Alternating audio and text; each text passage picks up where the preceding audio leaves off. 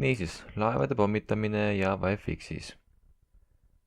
Ma esiteks kustutan oma eelmise programmi siit täiesti ära, sest lihtsalt selleks, et oleks lihtsam aru saada, mis ma teen, et ei oleks seda eelnevat müra. Teen uuesti public class main ja kirjutan siia, kutsun siis JavaFX-i välja. Extends application JavaFX ja alt enter implement methods olemas. Ja panen siia ka sükse väikse hello world'i lihtsalt, et kindel olla, et mul programm üldse töötab. Hello world tuli, super. Esimene asi, kusjuures JavaFX-is ma varem ei rääkinudki, mis tähele panna on see, kui ma panen nüüd praegu programmi tööle ja tuleb see hello world siia ära, siis minu programm jääbki tööle. Kui varasemalt lõpetas programm oma töö ära ja siis oli nagu kõik, mälust kadus programm ära, ja see antud juhul jääb siia tööle, sellepärast on mul ka siin mitu akent nüüd. Ma pean siia punasele ruudule vajutama, et ta kinni läheks. Kui ma nüüd peaksin tahtma, et ta kindlasti kinni läheb, ma võin talle öelda platform exit. Nii, ja alt enter jälle impordib mul platvormi, panen ta käima ja nüüd näen, et mul hello world tuli ära, aga seda nuppu siin ei ole, ehk siis programm läks kinni. Ehk siis ta ei söö mul mälu ära, see on nagu lõppeesmärk, ega seda tegelikult ei pea kasutama. Vähemalt alguses mitte. Iga, kuidas me siis tegelikult projekti üles ehitame? Ma kasutan seda top-down meetodi mõtlemiseks ja kui ma tean, et see on kasutajaliidesega laev pommitamine, siis ma tean, et esimene asi, mis ma pean tegema, on omal need layout'id ja aknad ja stage'id kõik asjad paika saama. Siis ma kirjutangi setup, näiteks stage, see on tegelikult natuke hägune nimetus, ütleme seadista aken või laud või ma ütlen lava. See on nagu ühesõnaga siia sisse läheb siis kõik stage'id, scene'id ja mis iganes veel vaja on. Järgmiseks, kui mul lava on olemas, siis ma peaksin sisesta laevad meetodi kirjutama. Kolmandaks, mäng ise käib, eks ole, kui ma klikin ja midagi juhtub, siis ütleme mul siin game loop'i kui sellist ei ole antud juhul, sest ma ei küsi kasutajalt midagi, ma lihtsalt ootan, et kasutaja midagi teeks, ehk siis ma kasutan event'e. Ehk siis põhimõtteliselt, mis mäng käib läbi juhtumite ja ma kirjutangi siia meetodi nimeks siis näiteks reageeri klikile, sest et põhimõtteliselt ma midagi muud ei teegi.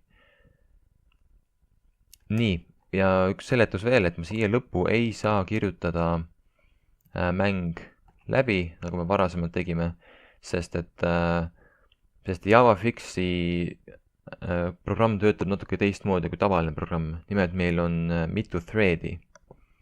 Et kui me oleme harjunud siiamaani, et programm mõtleb, kui ütleme main meetodist algab programm, siis ta mõtleb niimoodi sirgjooneliselt, et siin midagi teeb ja siin midagi teeb ja siin midagi teeb.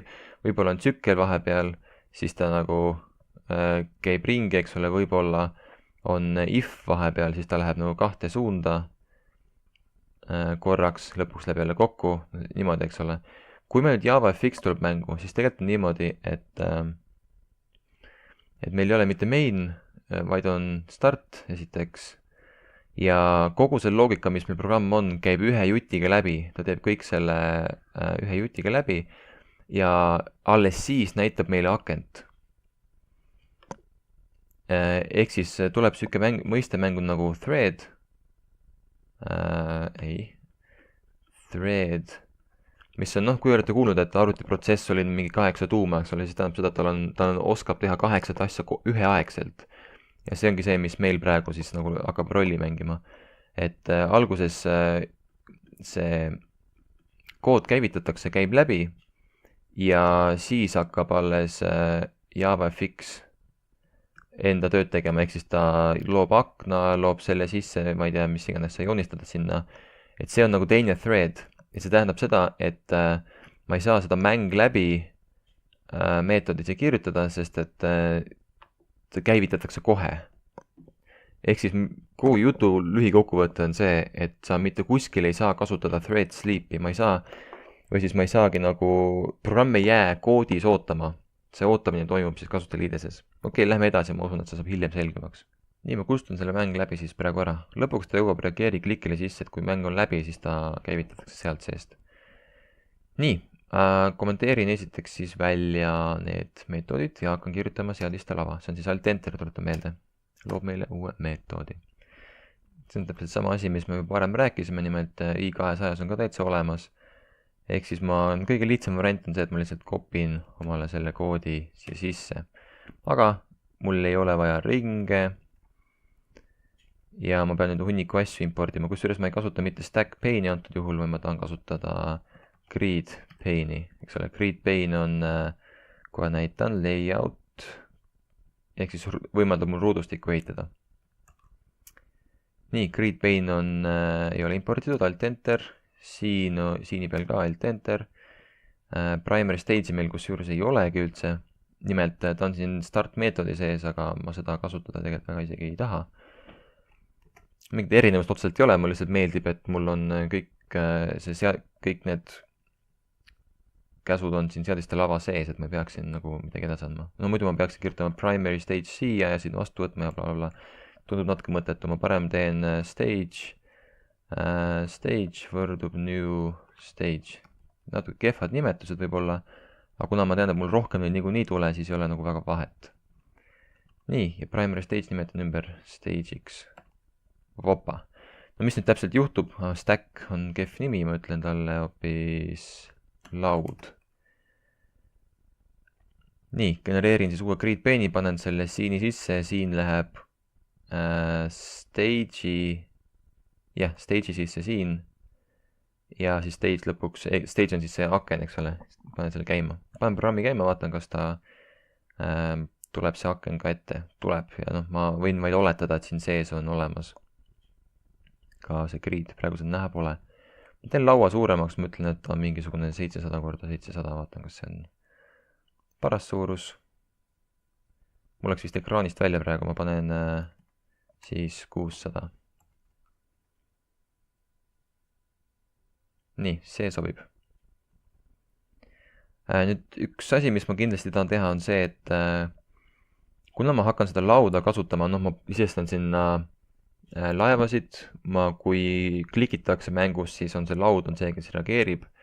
Ehk siis ma tahaksin, et see laud oleks kasutatud igalt poolt ja ma ei viitsi hakata meetodi parameetritena seda ette andma igal poole.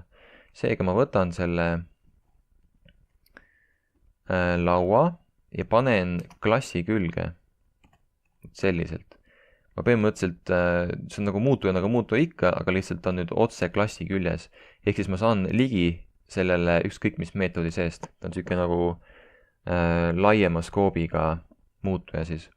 Ja nagu ma nägin, siis see laud siin läks lillaks, mul IntelliJ ütleb mulle, kuule, et see on nüüd klassi küljest võetud muutuja, et see pole mitte siin meetodi sees loodud, vaid see on siis natuke kaugemalt kätte saadud. Nii, ja panen ka programmi tööle, vaatan, kas ta endiselt ikka veel töötab, mingid errorit ei viska. Väga hea.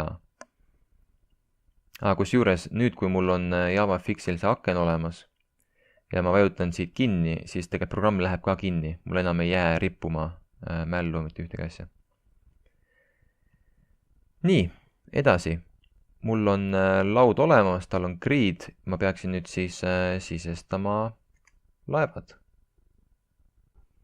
Jällegi alt enter ja on olemas uus meetod, super. Ma teen siia nüüd 2 tsüklit. Tuleta meelde, et for tsükkel on täpselt nagu while tsükkel, ainult et lühem variant. Ja for i on IntelliJ käsk, mis siis kirjutab mulle selle for tsükli ära. Esimene round on siis muutu nimega i.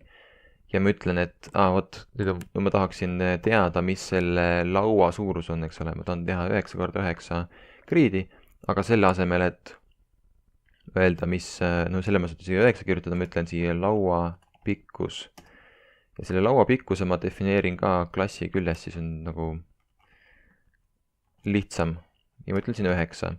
Ja siin ma võin tõepoolest mõlemad pidi teha, kas siis siin juhul ma ei genereeri, ma ei määra talle väärtust, aga siin määran. Et see on minu enda valida, mis pidi ma selle teen.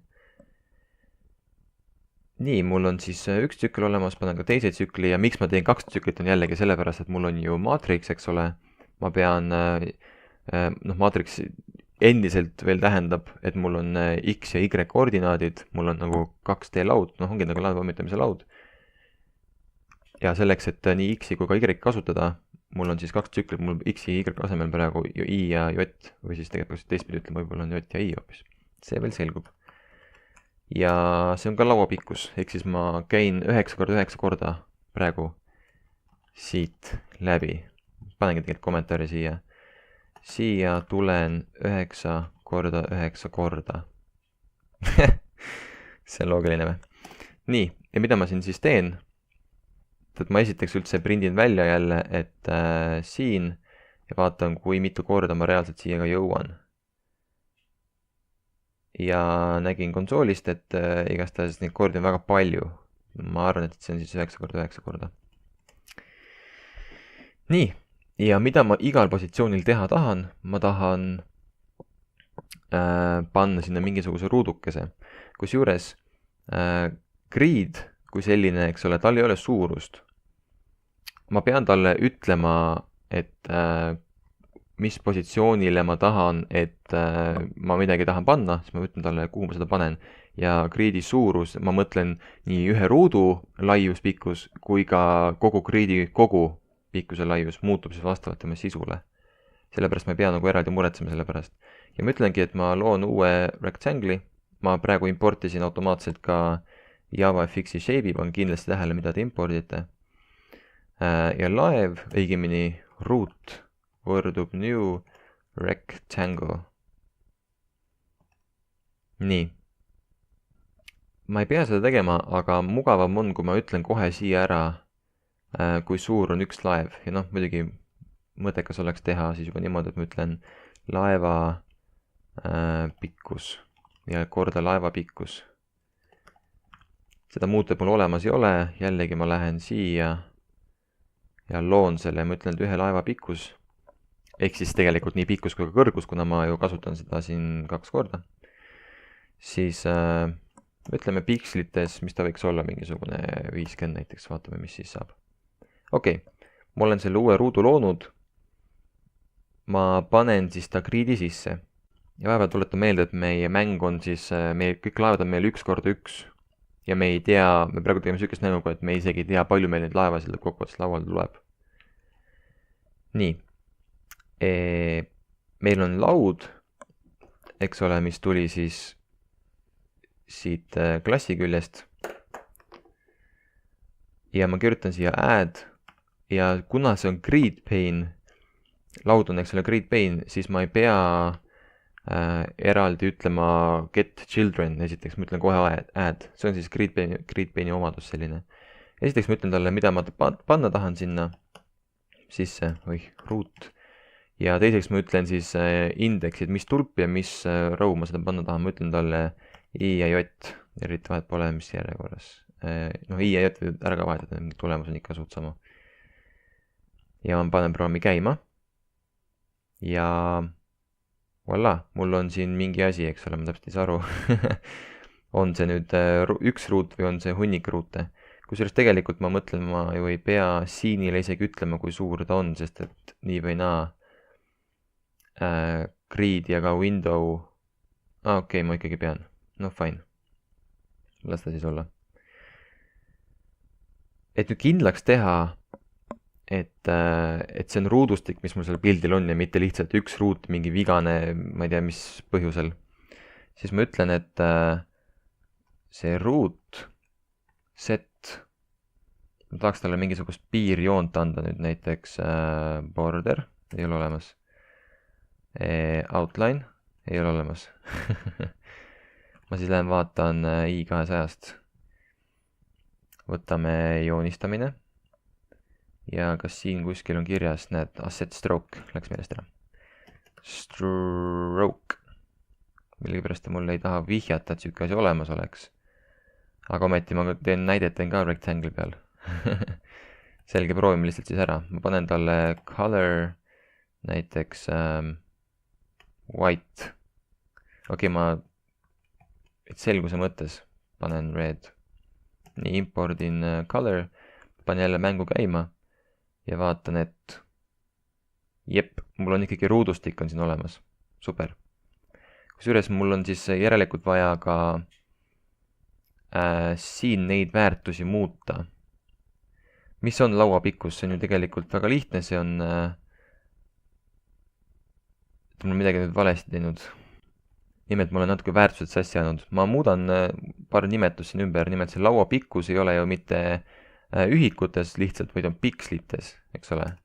Ma Shift F6-ga muutsin ära siis praegu nii selle, kui ka selle, kindlasti ära muutke ainult ühte kohta ära. Nii, ja laeva pikkus, no ma tegingi nüüd valesti täpselt, laeva pikkus on pikslites ja laua pikkus on ühikutes ehk siis laevades. Laevades, noh, ma ei tea, ükskõik las olla.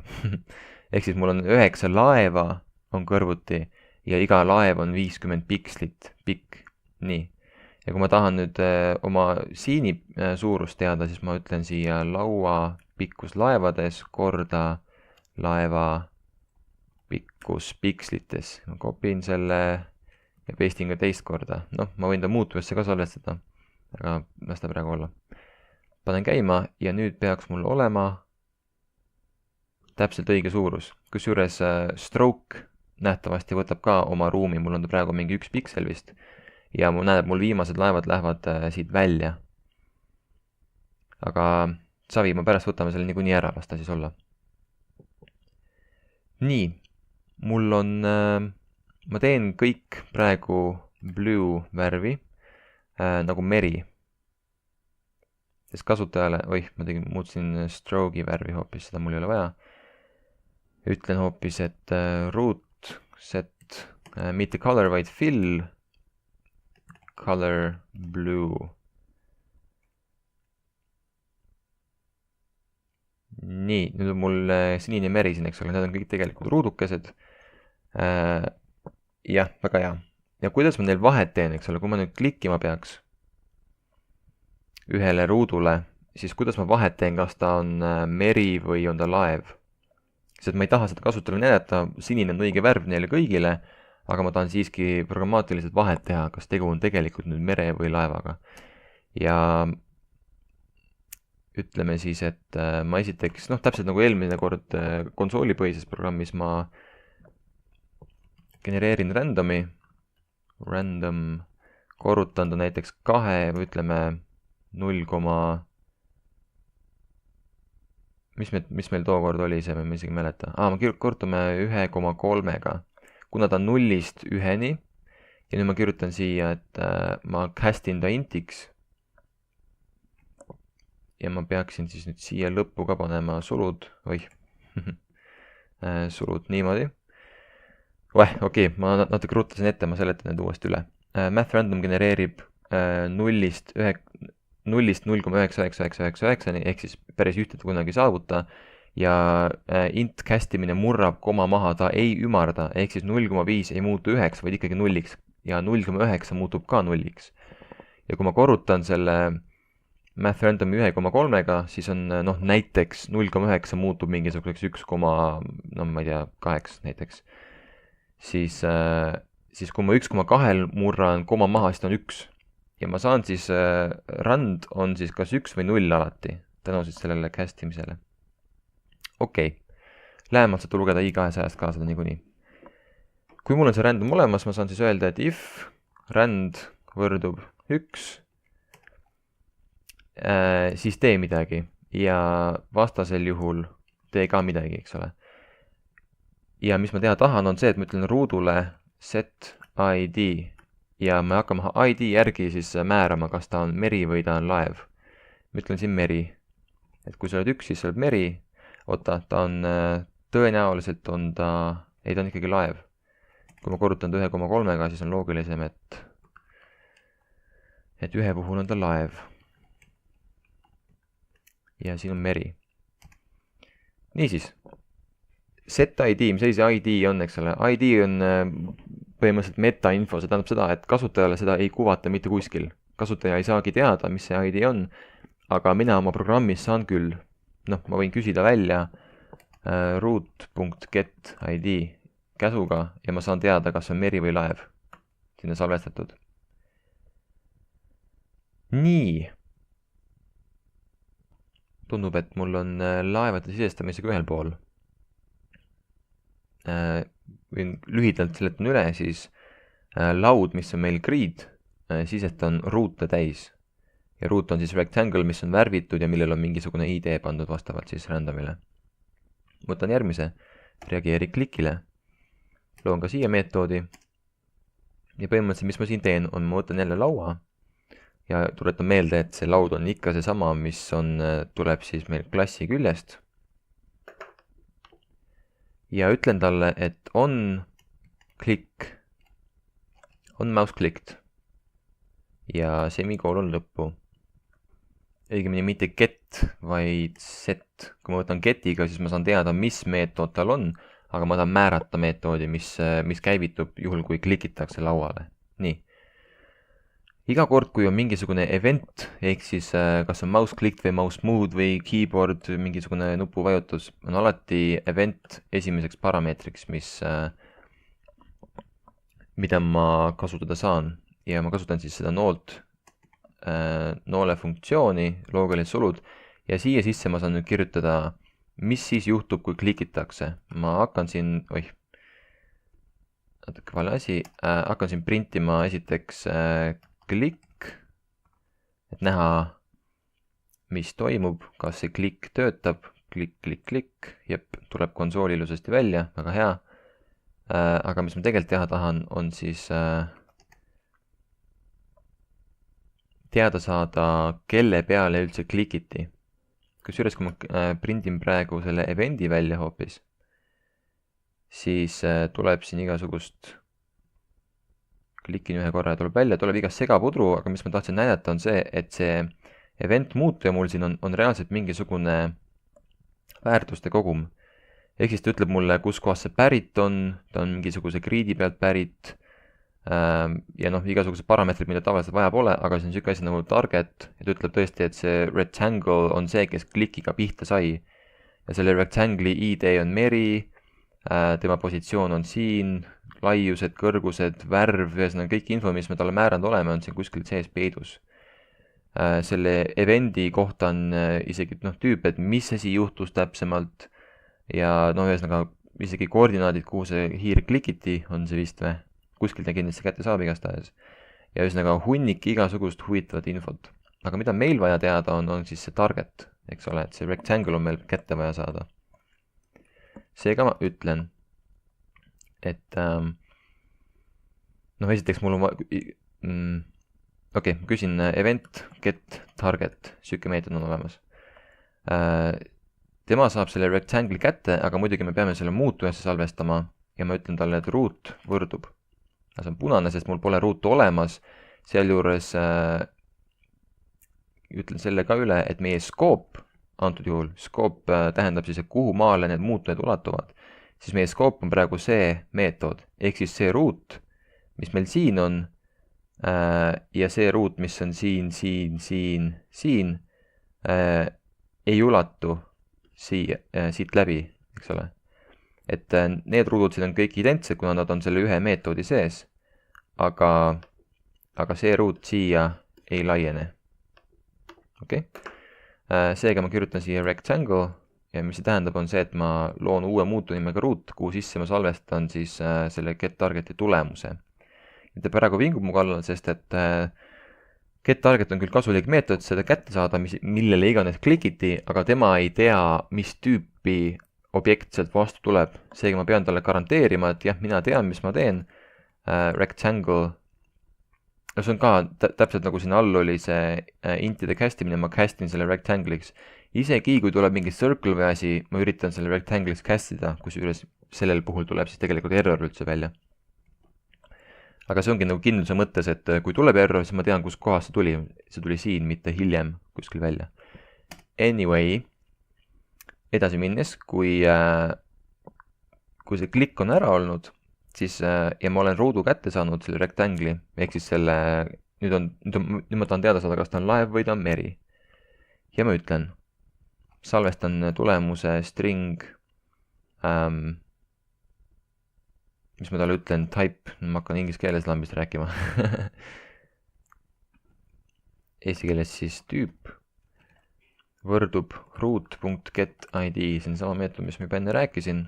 Tema siis tagastab nüüd mulle selle ID väärtuse, mis praegusel juhul saab olla kas laev või meri. Nii, ja ma hakkan nüüd ifitama. Kui tüüp equals, tulete meelde, et stringe ei saa selliselt võrrelda.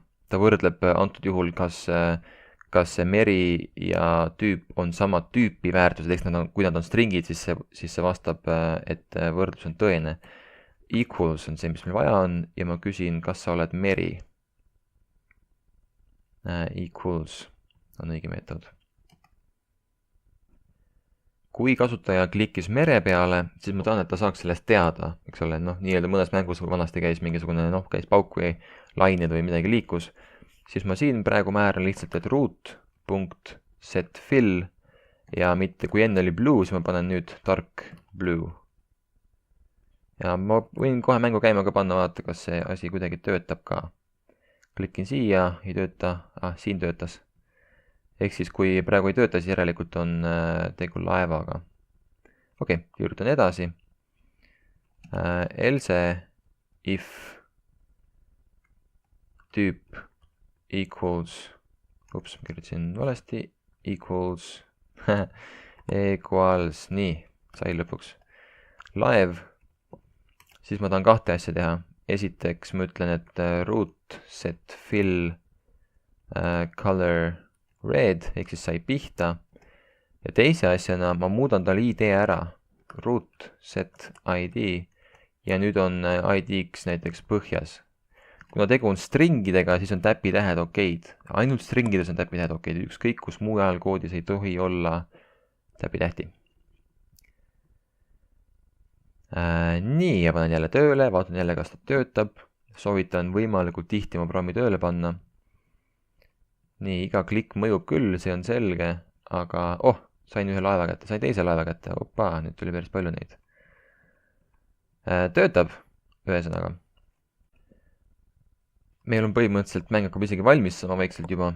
Järgmine asi, mis ma tahan teha, on siis kontrollida, kas mäng on läbi või mitte, kas kõik laevad on põhjas. Selleks ma siis teen jälle meetodi või ma teeks niimoodi isegi, et ma ütlen if laevasid on alles, see on meetod, ja kui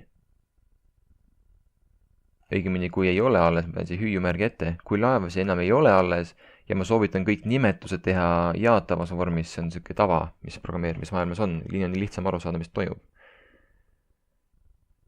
Nii. Kui laevas enam ei ole alles, siis tuleb game over meetod käivitada. Praegu ma kommenteerin selle välja, aga ma kirjutan hoopis siis selle laevad on alles meetodi.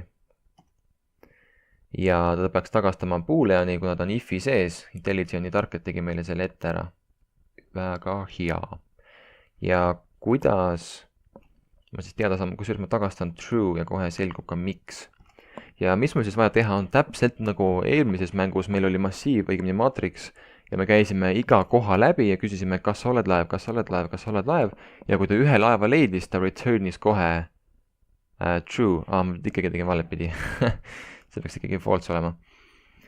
Ja ma teen siin täpselt samat asja, aga ma ei pea kasutama, mul on küll grid, aga mul on kõik need laevad gridi sees, seega mul ei ole vaja mitte kahte loopi, vaid mul on ühte loopi vaja. Ja ma kasutan selleks sükest asja nagu on, kui meil siiamaani oli while tsükkel, meil oli for tsükkel, siis nüüd ma kasutan sükest asja nagu for each. Ja for each on mul siis i200-s ka juhtimine tsüklid ja siin for each all. Kusjuures, kui ma lähen nüüd täiesti siia üles, siis for each on siin. Ja see tähendab, et me oleme peaaegu kõik asjad juba ära rääkinud. Try catch on meil oluline asi. Ja välja näeb ta selline, ma kirjutan siia for ja ta tahab saada kahte sisendit siia. Nimelt rectangle root on siis see, kuhu ma salvestan väärtused ja loud.getChildren on see, kust ma saan väärtused. Et kuidas see toimib, on siis see, et ta võtab kõik children'id, mis on siis nagu array, ühesõnaga mingi objektide jada ja kasutades seda kooloni märki siin, see objektide jada läheb ükshaaval selle ruudu sisse. Eks ole, et ma saan siis selle tsükli sees kasutada seda ruutmuutujat ja see on üks objekt, mis on võetud siis selle getChildren'i seest. Nii, praegu tuleks mul punaseks, sest et jällegi getChildren on niisugune hea meetod, millega saab kätte laua nii-öelda lapsed, aga tema ei tea, mis tüüpi need lapsed on. Aga me võime kindlad olla, et need on node tüüpi, sest et laua kui greed'i sisse midagi muud panna ei saa kui ainult node. Nii, import class, JavaFX siin peaks õige olema. Jah. Nii, kas tundub loogiline? Et ühesõnaga, kuna laud on see greed pane, mis mul siin laua all tegelikult on JavaFX element ja greed'i sisse saab ainult node panna, siis me saame kindlad olla, et root on vähemalt node. Ja rectangle, circle, kõik sellised elemendid kuuluvad node gruppi, sellepärast on see okei. Mingit suvalist asja, mis sinna panna muidugi ei saa. Ja mis ma siin nüüd siis täpselt teen? Ma küsin kohe ühe if'iga, kas root, tema get ID, ehk siis ta saab selle ID siit kätte, punkt equals on live. Ja nii lihtne see ongi, sellega ma kontrollin, kas see root on live. Ma esiteks võtan tema ID ja siis küsin, kas see ID equals live. Super on ju. Ja kui ta ühe laeva leiab, siis ma ütlen lihtsalt return true.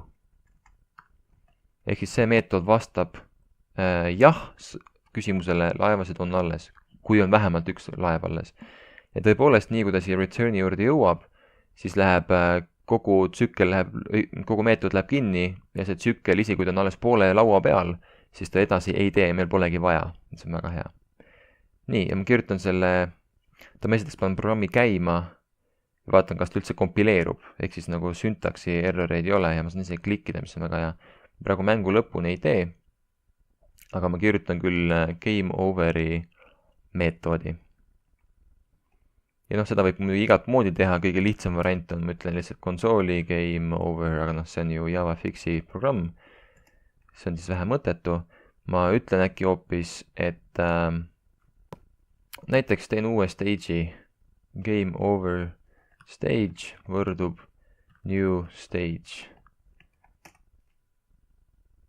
Ma ütlen game over stage.show kohe ära ja midagi muud sisse väga panna ei taha kui teksti, seega ma ütlen pane.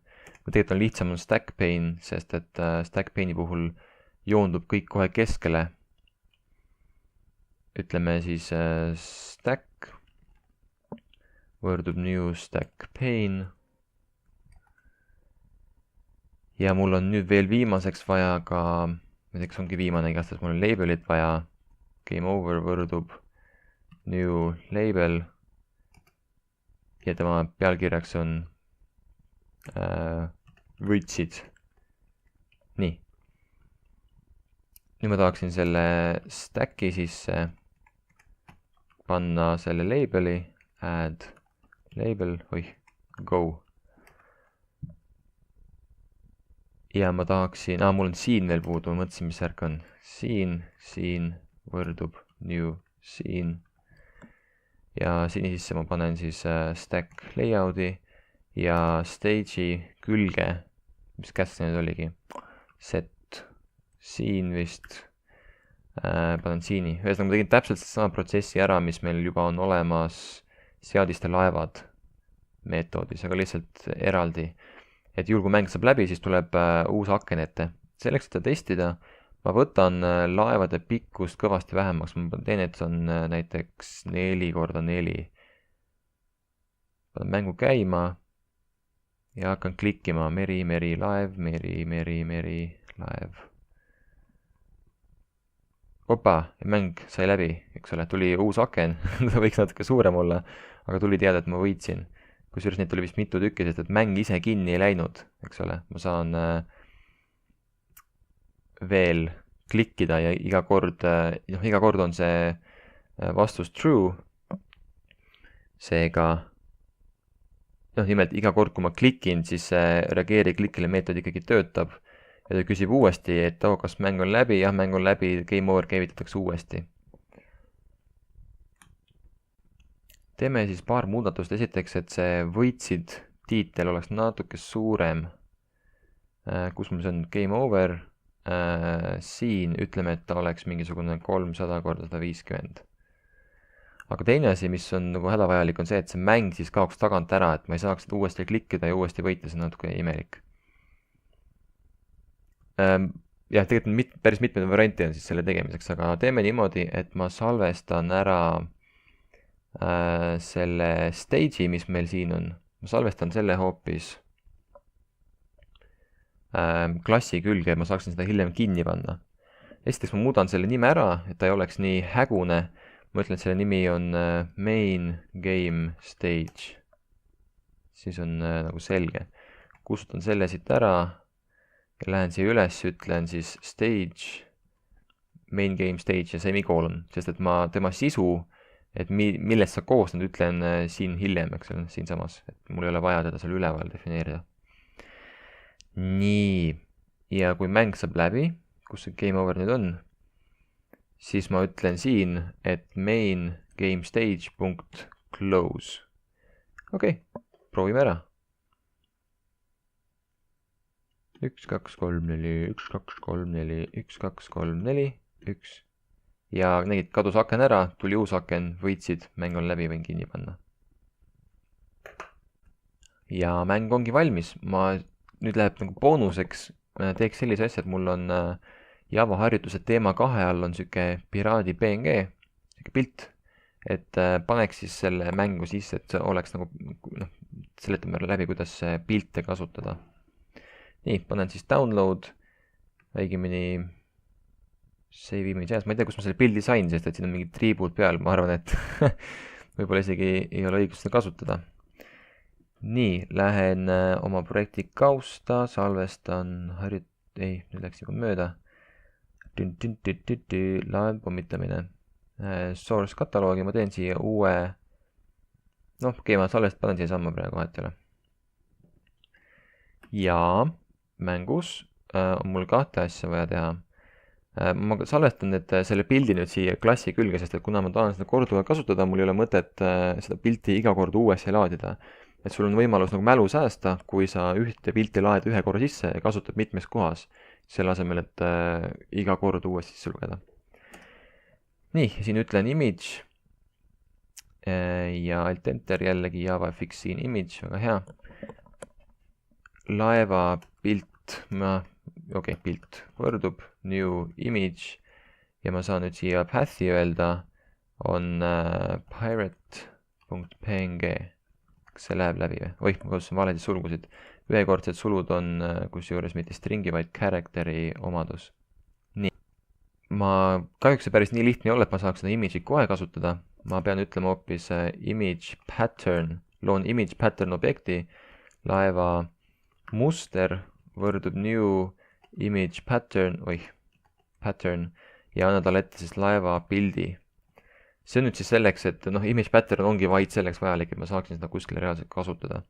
Nimelt, mine eest ära haken. Kus meil on reageeri klikile, kui sa oled laev, siis mine põhja ja ma olen praegu teinud laeva punaseks. Aga teeme hoopis niimoodi, et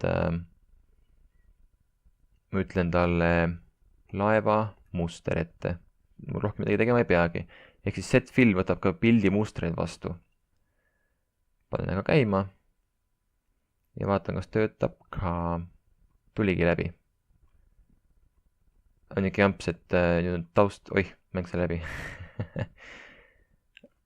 On ikka jamps, et taust jäi nüüd laeval valgeks, see on päris kole. Ja kuna ma tõepoolest ei saa ühel ruudul anda 2 värvi korraga, taustadel eraldi värvida ei saa, siis kõige lihtsam variant on, ma panen siinile set fill ja tema on ka nüüd color blue. Suurt tähtega blue. Nii. Ja kui nüüd selle käima panen, ja mängin mängu, siis ma näen, et laev tuli ilusasti välja, aga taust jäi siniseks. Kusjuures ma panen isegi vist dark blue, siis on nagu selge, et siin on klikitud. Tundub loogilisem vist, jah? Nägid? Väga hea. Nüüd on mäng juba päris asjalik ja võit tuli ka läbi. Super! Nii ma kommenteerisin koodi ära ja panen selle Giti üles ja näitan teile, kuidas seda teen. Jällegi, et oleks selge. Java lae pommitamine. Lähen siis projekti kausta, esiteks ütlen git status, küsin, mis seis meil on. Tuleb välja, et meil on siis main Java faili olema muutnud ja uus fail on pirate png. Ütlen git add creeps all. Miks see creeps on sellepärast, et see on, kuna see on ohtlik käsk, siis nõutakse, et sa tead, noh, ühesõnaga, et sa näeksid natuke rohkem vaeva ja teeksid ainult õigeid asju. Sest idee poolest, kui sa oled nagu mitmeid muudatusi teinud, suuremad projektid on, siis sa võid, siis nagu peaks git addima faili haaval. Anyway, git status. Meil on siis need additud, stage'itud, git commit. Kusjuures süüke käsk on ka, et git diff. Ja kui ma kirjutan, muidu ta diffitakse punaseid faile, mis on muudetud. Aga ma saan küsida ka git diff staged. Ja ma saan näha siis, mida kõike on muudetud. No antud küll ma kirjutasin kogu faili üle, selles mõttes ei ole midagi huvitavat siin vaadata. Aga sellega siis näeb muudatusi. Kus ma jälle olen? Git status, git commit, JavaFX lahendus ja git push, et saata GitHubi. Ja mida mina veel teen selle projektiga, mida teie tegema ei pea, on see, et ma loon JavaFX-ist uue branchi, ehk siis see lahendus, mis ma praegu tegin, ütlen git checkout creeps b on, ma loon uue branchi, ehk siis uue haru, mul on nüüd kaks eraldi koodibaasi, ma saan eksperimenteerida seal turvalisemalt. Ja ütlengi JavaFX selle branchi nimeks. Ma ütlen git push, kuna seda branchi GitHubis veel ei ole, siis ma copy paste'in selle käsu siia, mis loob selle sinna. Pushisin ära, või noh, nüüd läheb korraks aega, nagu ikka. Ja miks ma tegelikult seda üldse teen, on sellepärast, et tudengitel oleks lihtne leida igat staadiumit projektist. Ütlen jälle git checkout master, ma olen jälle master branch'is. Ja kui ma lähen GitHubi, mitte siia, vaid Java laevade pommitamine, siis ma näen neid branch'e selle nupu alt siin. Mul on siin week 1, week 2 ja JavaFX. Ma tegelikult oleks pidanud kirjutama week 3 selleks, aga jah, ma ei tea ausalt öeldes praegu. Ma tulevikus tõenäoliselt niikuinii nimetan nad ümber kõik.